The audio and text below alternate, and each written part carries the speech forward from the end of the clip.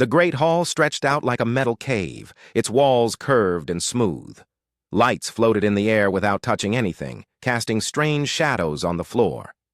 Ambassador Li Hyun sat at the round table, his hands folded in front of him. He looked calm, but his eyes moved carefully from one alien face to another.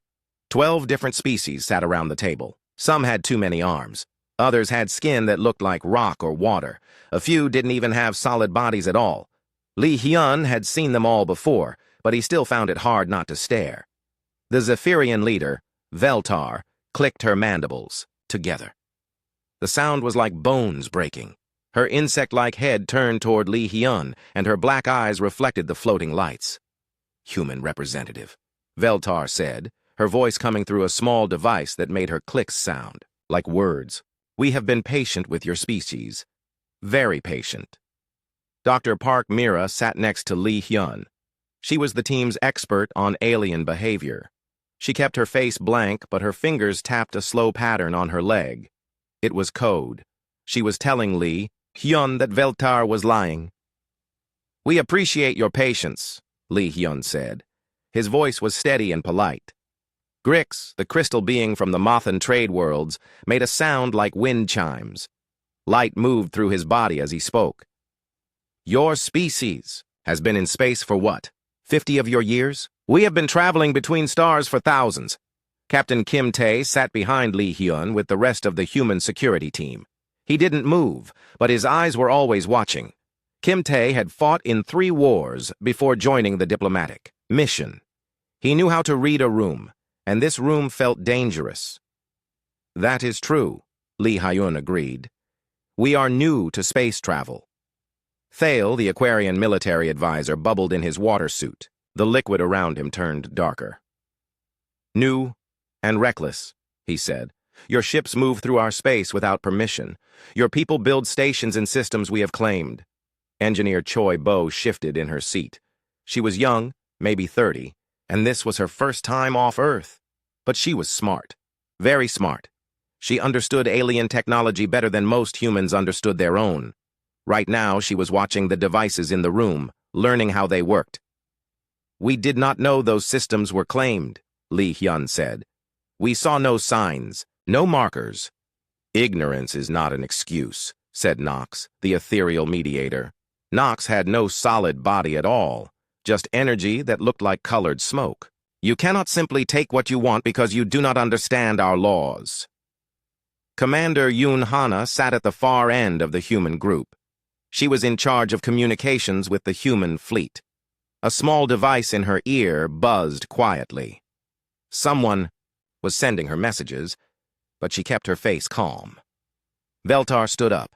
Her 6 legs moved like a spider's as she walked around the table. "We have discussed this matter for many cycles. The Galactic Council has reached a decision." Li Hyun waited. He had learned that aliens like to talk. If he stayed quiet, they would tell him everything he needed to know. "We will offer your species a place in the galactic community," Veltar continued. "But there are conditions." A hologram appeared above the table. It showed a map of the galaxy. Most of it was colored in different shades, showing which species controlled which areas. A small section at the edge was marked in red. "This will be humanity's territory," Grix said, pointing to the red area. 12 systems, all in the outer rim. Li Hyun looked at the map. The systems they were offering were far from the center of the galaxy, far from the trade routes, far from anything useful. "What about the systems we already live in?" he asked. We'll leave them," Thale said. "They belong to other species now." Dr. Park Mira's tapping changed. She was telling Li Hyun that the aliens were excited. They thought they were winning. "And what do we give in return?" Li Hyun asked. Veltar's mandibles clicked faster. 20% of everything you produce. Food, metals, energy, technology. Everything." 20% seems high," Li Hyun said quietly. "It is the standard rate for new species," Nox replied. "Consider it a protection fee." "Protection from what?" "From species who might not be as understanding as we are," Veltar said. "Space can be dangerous for those who are alone." Captain Kim Tae's hand moved slightly toward his weapon.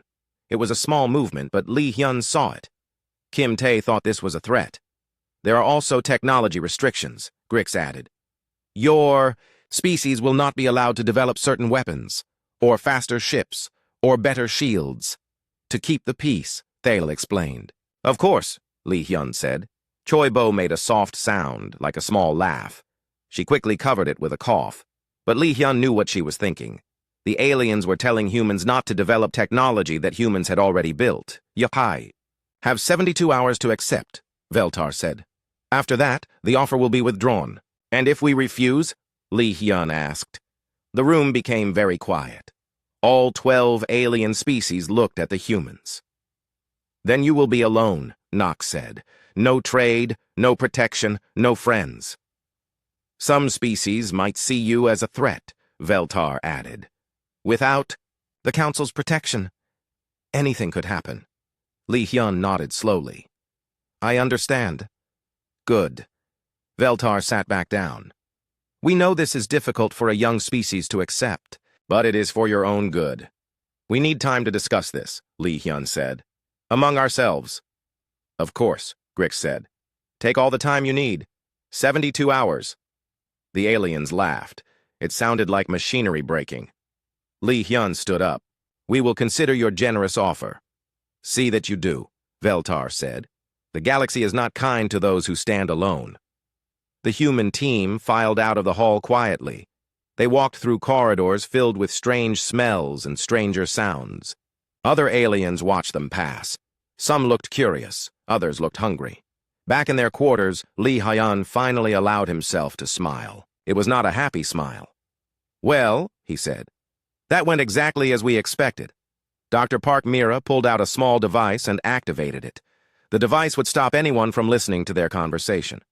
They think we're children, she said. Let them. Lee Hyun replied. Children are not seen as threats. Captain Kim Tae checked the locks on their doors. 72 hours. Then what? Then we show them what human children can do, Lee Hyun said. Commander Yoon Hana touched her earpiece. I have 17 messages from Earth and 43 from the fleet. Read them later, Lee Hyun told her. Right now, we need to prepare. Choi. Bo was already working on her computer. Should I start the scans? Yes, Lee Hyun said. Scan everything. Their ships, their weapons, their communications. Everything. What about the Council's offer? Dr. Park Mira asked. Lee Hyun looked out the window at the alien station.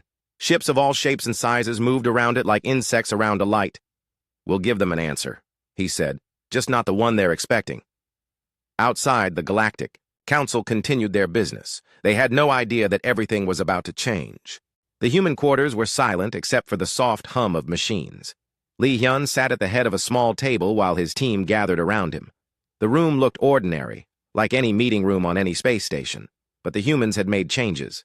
Small devices hidden in the walls made sure no one could listen to their words. Choi Bo opened her computer and typed quickly. Numbers and pictures filled the screen.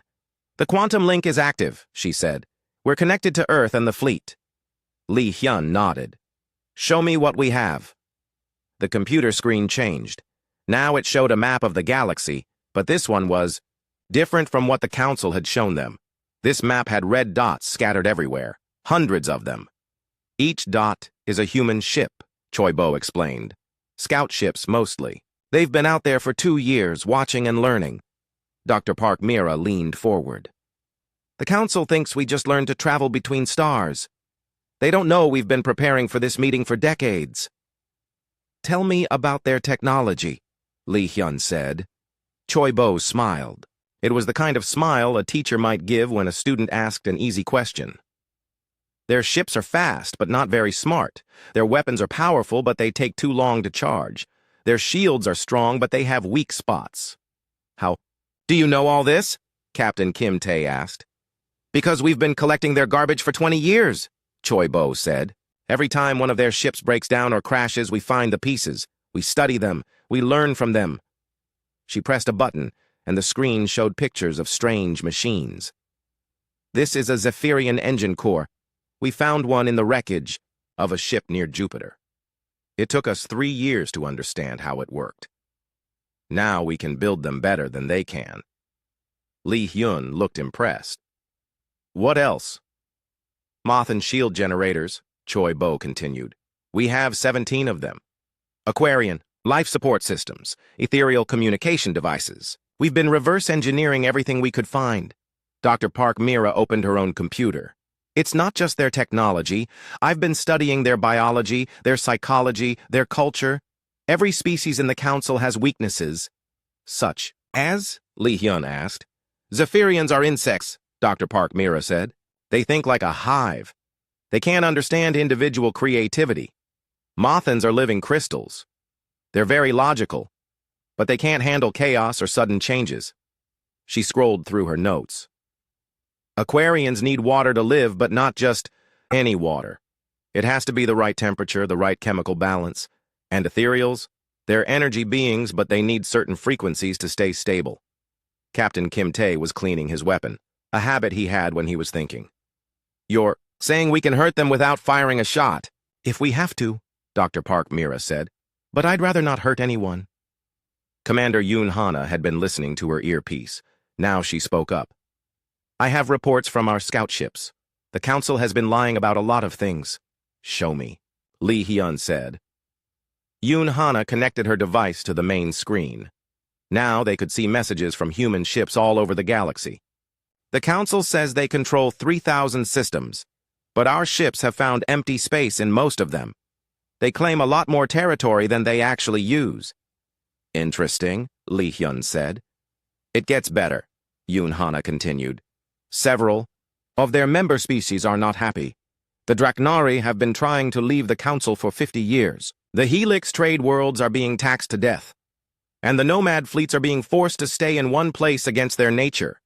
Li Hyun stood up and walked to the window.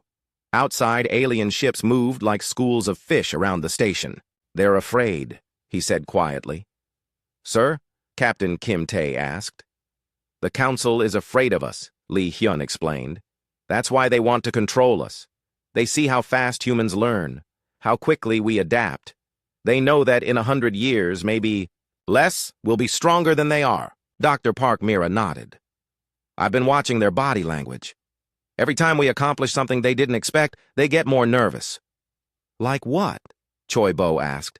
Like learning their languages in 6 months instead of 6 years, Dr. Park Mira said. Like building ships that can travel faster than theirs. Like finding this station even though they didn't tell us where it was. Choi Bo giggled. They still don't know how we found them. How did we find them? Captain Kim Tae asked.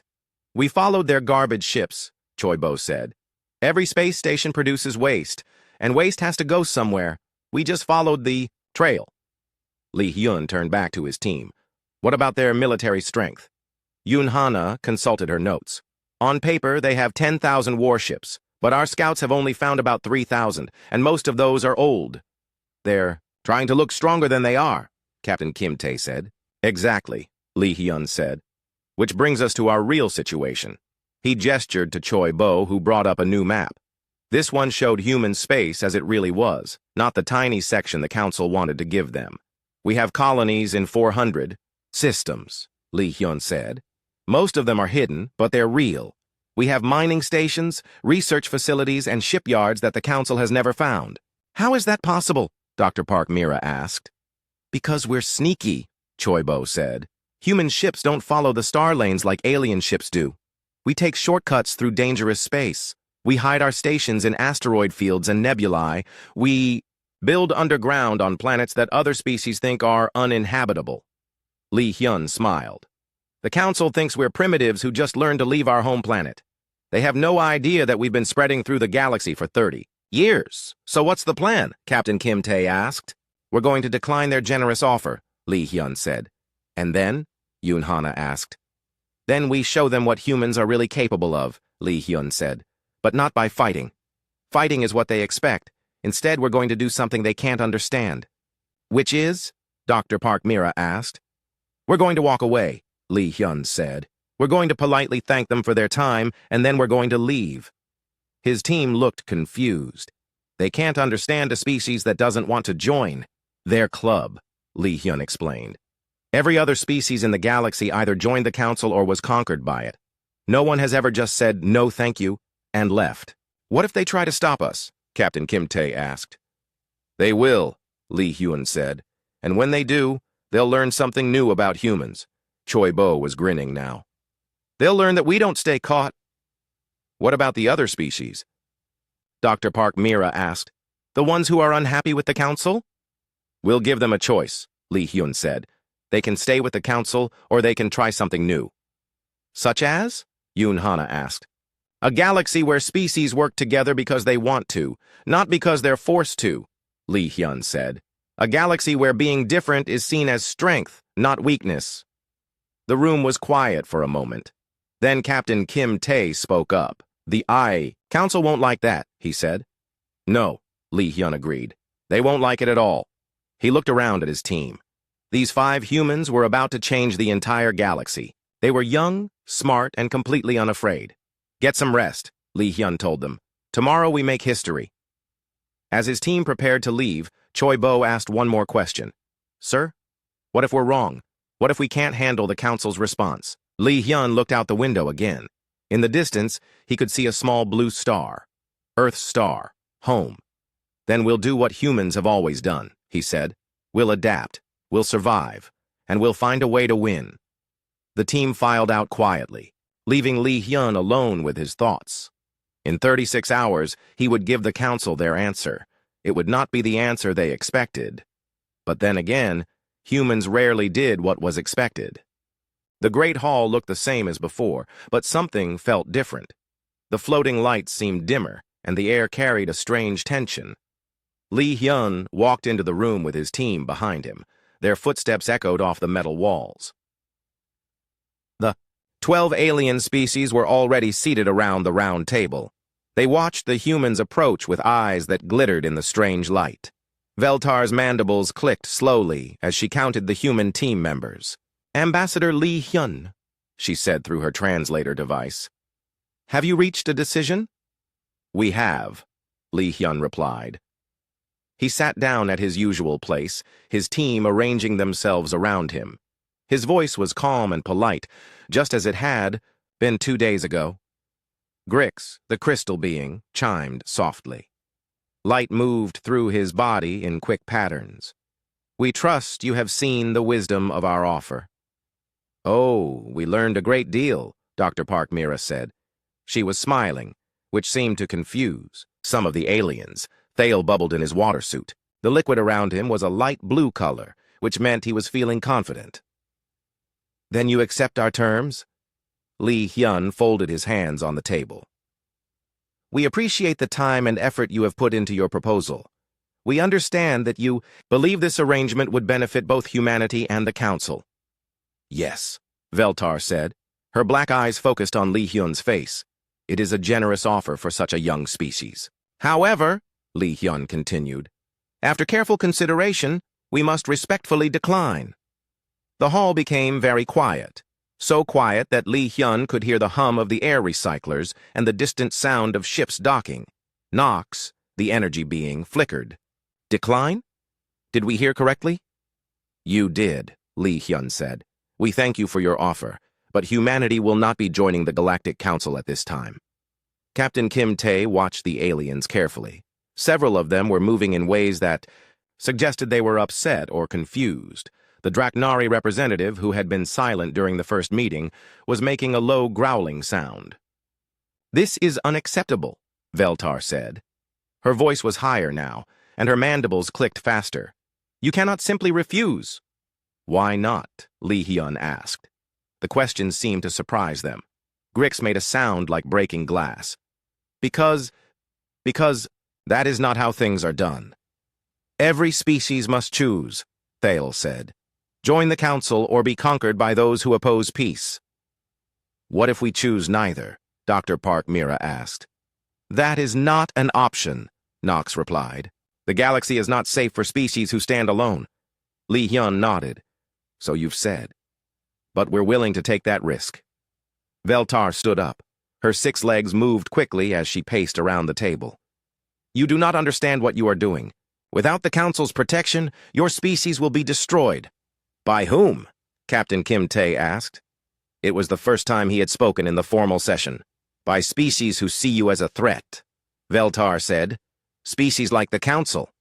Kim Tae asked. The alien delegates looked at each other. None of them answered the question. Lee Hyun stood up slowly. We have made our decision. We will be leaving now. Leaving? Grix's light patterns became chaotic. But we have not finished talking. We have, Lee Hyun said. Unless there is something else you wish to discuss, you could reconsider, Thele suggested. Perhaps we could adjust the terms. The terms were not the problem, Dr. Park Mira said. She was still smiling. The problem is that we don't need what you're offering. Veltar's voice became very sharp. Every species needs protection. From what? Lee Hyun asked again. This time, no one answered. Dr. Park Mira reached into her bag and pulled out a small case. Inside were 12 data crystals, each one carved, with different patterns. Before we leave, we would like to give each of your species a gift. She walked around the table, handing one crystal to each delegate. These contain information about human culture, stories, music, art. We thought you might find them interesting. The aliens took the crystals, but they seemed confused by the gesture. This is not how these meetings end, Nox said. How do they usually end? Commander Yoon Hana asked. With submission, or conquest, the Draknari representative said. He had been quiet until now, but his voice was deep and rough. Well, Lee Hyun said, I suppose there's a first time for everything. He turned toward the exit. His team began to follow him. Wait, Veltar called out. You cannot simply leave. Lee Hyun paused at the doorway. Why not? Because. Veltar seemed to be searching for words. Because we have not given you permission. Lee Hyun smiled. It was a small smile, but somehow it made him look dangerous. We don't need your permission. The human team walked out of the hall. Behind them. They could hear the aliens talking in loud, agitated voices. Some were speaking in their own languages, and the translator devices were having trouble keeping up. As they walked through the corridors of the station, other aliens stopped to stare at them. Word was already spreading that something unusual had happened in the council chamber. How long until they try to stop us? Captain Kim Tae asked quietly. They're probably already trying, Lee Hyun replied. Choi Bo was checking her devices. Our ship's systems are being scanned. Someone's trying to hack into our computers. Let them, Lee Hyun said. They won't find anything interesting. What about the gifts? Dr. Park Mira asked. They'll figure out what those are soon enough, Lee Hyun said. They reached their ship, a sleek vessel that looked much smaller than the alien ships around it. But looks, as the humans knew, could be deceiving. As they boarded, Captain Kim Tae noticed movement on the station. Security forces were gathering near the docking bay. We have company, he said. Friendly company? Commander Yoon Hana asked. Not particularly, Kim Tae replied. Lee Hyun sat in the pilot's chair and began the launch sequence. Choi Bo, are we ready to go? All systems green, she reported. Engines are warm, shields are up, and our friends back home are standing by. Friends? Dr. Park Mira asked. The fleet, Choi Bo said with a grin. They've been waiting for our signal. The ship lifted off smoothly. Outside the windows, they could see alien security vessels moving to intercept them. But the human ship was faster than it looked. They're trying to lock onto us with tractor beams, Yoon Hana reported. How cute, Choi Bo said. They think their 40-year-old technology can hold a human ship. The ship accelerated suddenly, breaking free of the tractor beams as if they were made of paper. The alien vessels tried to follow, but the human ship was already too far away. Jump coordinates locked in, Choi Bo announced. Wait, Lee Hyun said. Open a communication channel to the station. Sir? Yoon Hana asked. I want to leave them with something to think about, Lee Hyun said. The communication channel opened. Lee Hyun could see Veltar on the screen, surrounded by other council members. She looked angry and confused. Ambassador Lee Hyun, she said, return to the station immediately. I'm afraid that won't be possible, Lee Hyun replied. But I want to thank you for the educational experience. Educational? Veltar's mandibles clicked rapidly. We learned a great deal about the council. During our visit, Lee Hyun said. We're sure you learned something about humanity as well. You are making a mistake, Veltar said. The galaxy is dangerous for species who are alone. Who says we're alone? Li Hyun asked. Before Veltar could answer, Li Hyun cut the communication channel. Jump, he ordered. The ship vanished in a flash of light, leaving the alien station behind. But the human team knew this was not the end of the story. It was just the beginning. Back on the station, Veltar stared at the empty space where the human ship had been. Around her, the other council members were talking in loud, worried voices. They rejected us, Grix said. His light patterns were chaotic and confused. No species has ever rejected the council, Thale said. The water in his suit was turning darker. What do we do now? Nox asked. Veltar touched the data crystal Dr. Park Mira had given her. It felt warm in her claws. We find out what they're really up to, she said. And then we stop them. But deep down, she was beginning to suspect that stopping the humans might be harder than anyone thought. The emergency session began 3 hours after the humans left. Veltar stood at the center of the Great Hall, her 6 legs clicking nervously on the metal floor. Around her, representatives from all 12 council species talked in loud, angry voices. Order! Veltar shouted, her mandibles clicking like castanets. We must have order! The noise slowly died down. Grix, the Mothan crystal being, flickered with annoyed light patterns. How did this happen? No species has ever simply walked away from council negotiations. They are primitives, Thale said from his water suit. They do not understand the consequences of their actions. Do they not? Asked Nox, the energy being. I watched their body language during the talks. They showed no fear, no uncertainty. They knew exactly what they were doing. A new voice spoke up from across the room. Perhaps we underestimated them. Everyone turned to look at Koros, the Draknari representative. He was a large reptilian creature with scales that changed color when he was thinking. Underestimated? Veltar's voice rose higher.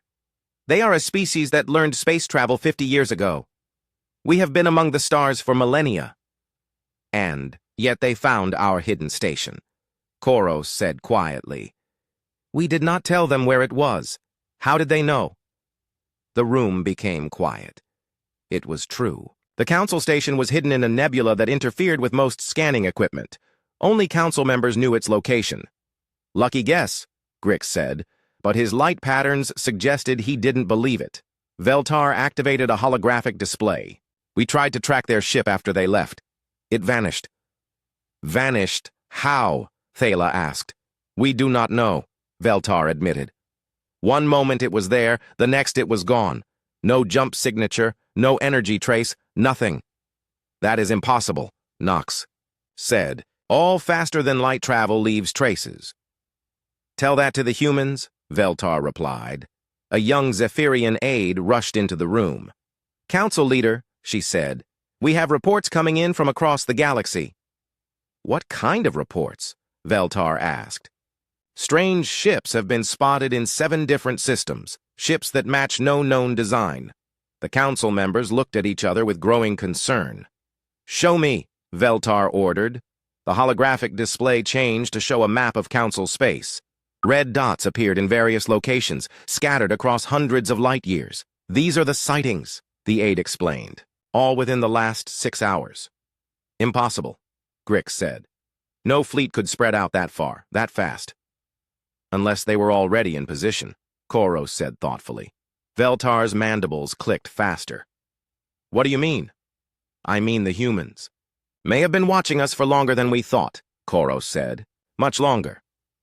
More reports began flooding in. A Mothan trade convoy reported mysterious signals jamming their communications. An Aquarian patrol found strange devices attached to their ships. Ethereal monitoring stations detected energy patterns they had never seen before. Council leader, another aide announced. We have a priority message from the Helix Trade Worlds. Put it through, Veltar ordered. The hologram changed to show a Helix representative. The creature looked like a living spiral of metal and light. Council leader Veltar, it said, we are experiencing system-wide communications failures. Equipment. Malfunction? Veltar asked. No, the Helix replied.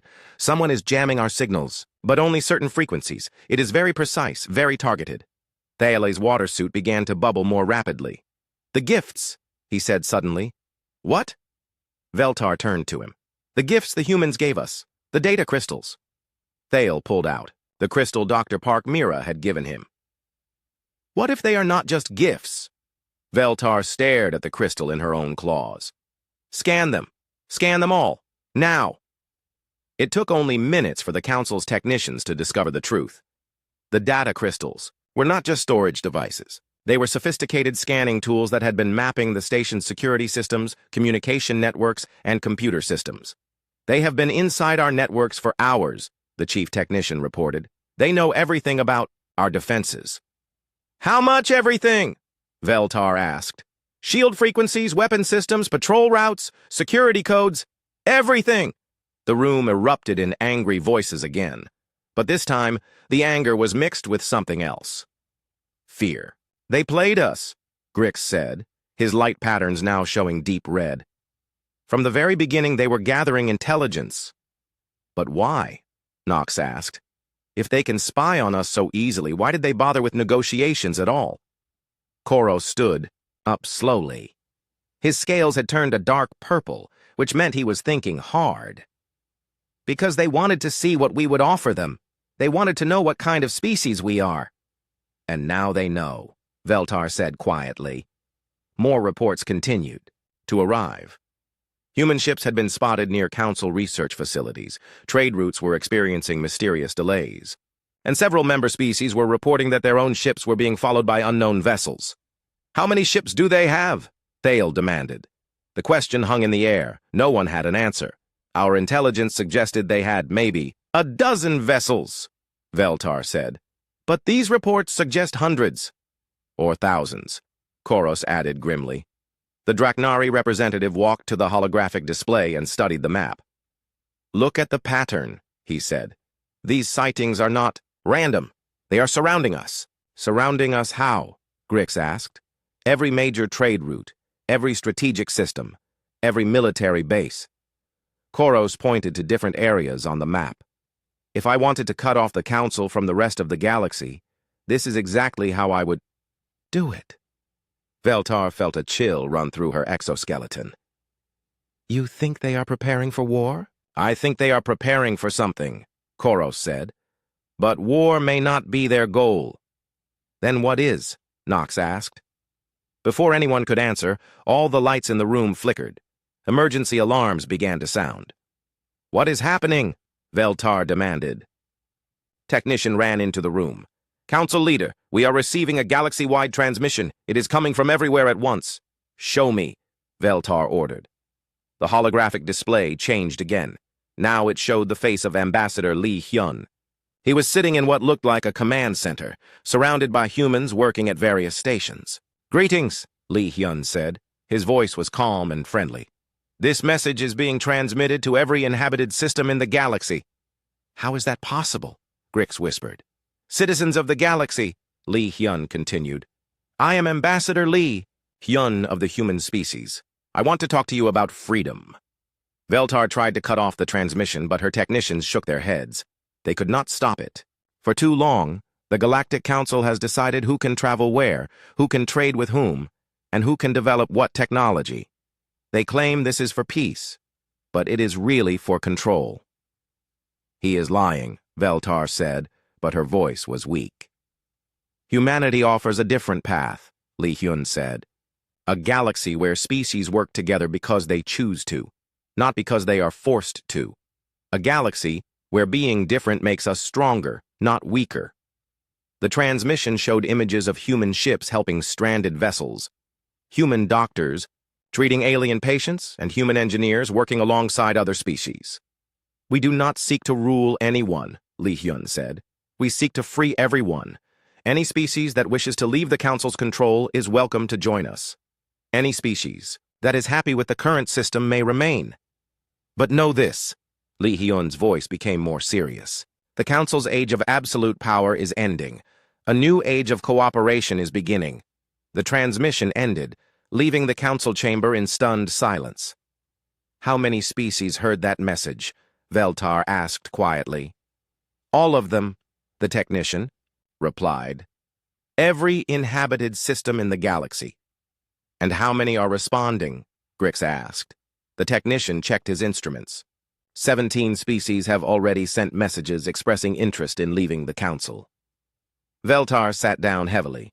For the first time in her long life, she did not know what to do. Council leader, another aide announced, our military commanders are requesting permission to mobilize the fleet. Veltar looked around the room at the other council members. They were all looking at her, waiting for her decision. Do it, she said finally. Mobilize everything we have. And our orders? The aide asked. Veltar stared at the empty holographic display where Li Hyun's face had been. Find the humans, she said. Find them and stop them. But even as she gave the order, Veltar suspected it might already be too late. The Council fleet was the largest military force ever assembled in galactic history. 5,000 warships from 12 different species moved through space like a metal storm. At their head flew Veltar's personal command ship, its weapons, charging for battle. Status report, Veltar demanded from her command chair. Long-range sensors detect multiple human signatures, her tactical officer reported. But the readings are strange. Strange how? They appear to be everywhere and nowhere at the same time, the officer said. Our sensors cannot get a clear lock. Grix flickered with annoyed light patterns from his station. How can they be everywhere and nowhere? Because they are using technology we do not understand, Koros said. The Draknari representative had joined the fleet personally, something he had never done before. Thale bubbled in his mobile water suit. The humans have had 50 years of space travel. We have had thousands. How can they be more advanced than us? Because we stopped advancing, Koros said quietly. We became comfortable with our power. They never stopped learning. The fleet moved deeper into what the Council believed was human space. But the systems they found were empty. No colonies, no ships, no signs of life. Where are they? Veltar demanded. Unknown, her navigation officer replied. These systems show signs of recent habitation, but they have been abandoned. Abandoned or evacuated? Koros asked. Before anyone could answer, the fleet's communications officer spoke up. Council leader, we are receiving a transmission. From the humans? Veltar asked. No, the officer said. From the Helix trade worlds. They are formally withdrawing from the Council. Veltar's mandibles clicked in frustration. Put me through to their leadership. The holographic display showed a Helix representative, its metal spiral body glowing with determination. Council Leader Veltar, it said. The Helix Confederacy thanks the Council for its protection over the centuries, but we no longer require your services. You cannot simply leave, Veltar said. The galaxy is dangerous for those who are alone. We will not be alone, the Helix replied. Humanity has offered us a partnership, equal partnership, not subjugation. The transmission ended, leaving the Council command staff in shocked silence. How many others? Veltar asked quietly. 17 species have formally withdrawn, the communications officer reported. 23 more are considering it. Half the Council, Grix said, his light patterns showing deep concern. More than half, Koros corrected. If this continues, the Council will cease to exist. Veltar stood up and paced around her command chair. Where are the humans? We have the largest fleet in galactic history, and we cannot find a single human ship. Actually, a new voice said, you can. Everyone on the bridge turned toward the source of the voice. Standing near the main display was Ambassador Li Hyun. He wore a simple diplomatic uniform and smiled politely at the surprised aliens. Security. Veltar shouted. They cannot hear you, Li Hyun said. This is a holographic projection, not an invasion. How did you get through our shields? Grix demanded. The same way we have been getting through them for the past 2 years, Li Hyun replied. We built better technology. Captain Kim Tae appeared next to Li Hyun, followed by Dr. Park Mira and the rest of the human diplomatic team. Impossible, Thale said. No one can project holograms through military-grade shields. No one using your technology, Dr. Park Mira said with a smile. But we stopped using your technology decades ago. Veltar tried to activate her weapons, but nothing happened. What have you done to our ships? Nothing permanent, Li Hyun assured her. We have simply temporarily disabled your weapons and engines, for everyone's safety. You have disabled 5,000 warships? Koros asked. He sounded more impressed than angry. Actually, Captain Kim Tae said, it is closer to 7,000. You missed a few squadrons in your count. Engineer Choi Bo stepped forward. Your ships are really quite impressive, she said, but they have so many weaknesses. We fixed most of them while you were not looking. Fixed them how? Grix demanded. By installing our own systems alongside yours, Choi Bo explained.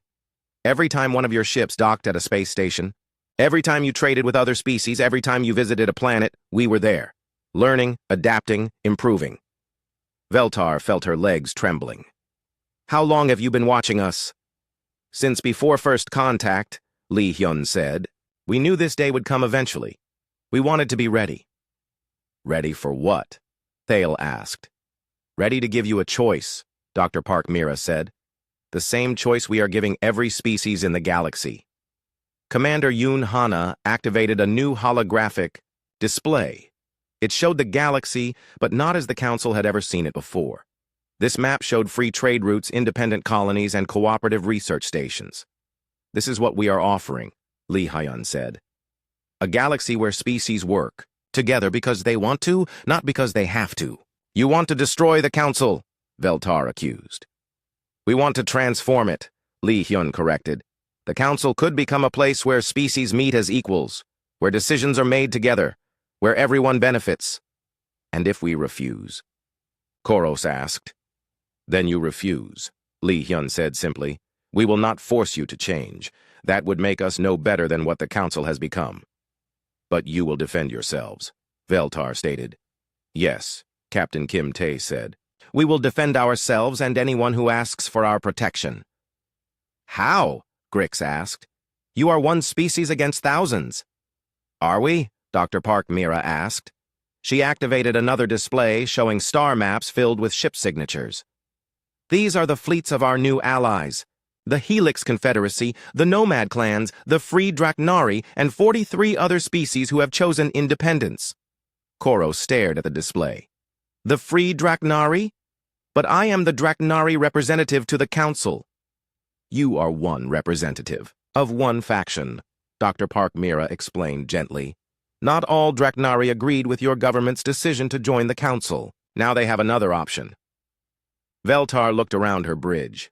Her officers were staring at the displays in shock.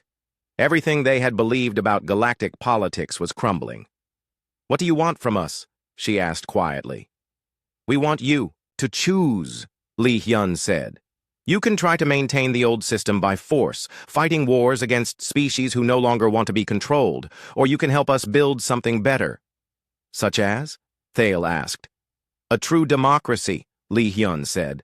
A galactic federation where every species has a voice, where resources are shared fairly, where technological advancement benefits everyone.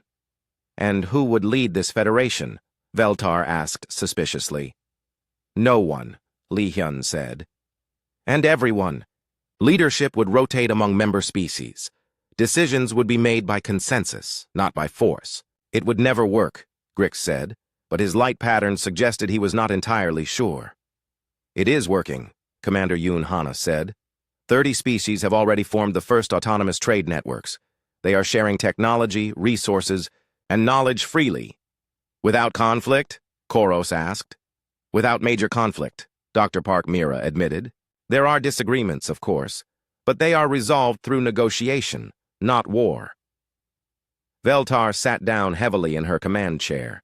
Around her, the most powerful fleet in galactic history sat helpless, its weapons and engines controlled by a species they had thought was primitive. You have been planning this for decades, she said. Longer, Li Hyun admitted. We knew that any advanced civilization would likely try to control us, so we prepared for that possibility. By becoming stronger than us, Veltar said. By becoming smarter than you, Li Hyun corrected. Strength is not about who has the biggest weapons. It is about who adapts fastest to change. And humans adapt very fast, Choibo added cheerfully.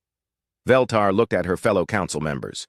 Grix was flickering with uncertain light patterns. Thales' water suit was cycling through different colors as he thought. Koros was studying the star maps with growing interest. "What happens to us if we join your federation?" Veltar asked. "You become partners instead of rulers," Li Hyun said. "Your species contributes what it does best and benefits from what others do best." "And if we do not join?" Grix asked. "Then you do not join," Li Hyun said. "But the galaxy is changing. Whether you participate or not, you can be part of that change or you can be left behind by it." The bridge was quiet for a long moment. Then Koros spoke up. "I wish to return to Draknari space," he said, "to discuss this offer with my people." "Of course," Li Hyun said. "Your ships will be fully operational again in 1 hour." "Just like that?" Veltar asked. "Just like that," Li Hyun confirmed. "We told you, we will not force anyone to do anything." "But you will not let us force others either," Veltar said. "No," Captain Kim Tae said firmly. "Those days are over." Li Hyun stepped forward. "Council Leader Veltar, your species has led the galaxy for a long time. You could continue to lead, but in a different way, as guides and teachers instead of rulers." "And if we prefer to rule?" Veltar asked. "Then you will find yourselves ruling over fewer and fewer species," Dr. Park Mira said, "until eventually you rule only yourselves." The human holograms began to fade. "Think about it," Li Hyun said as his image disappeared. "The offer remains.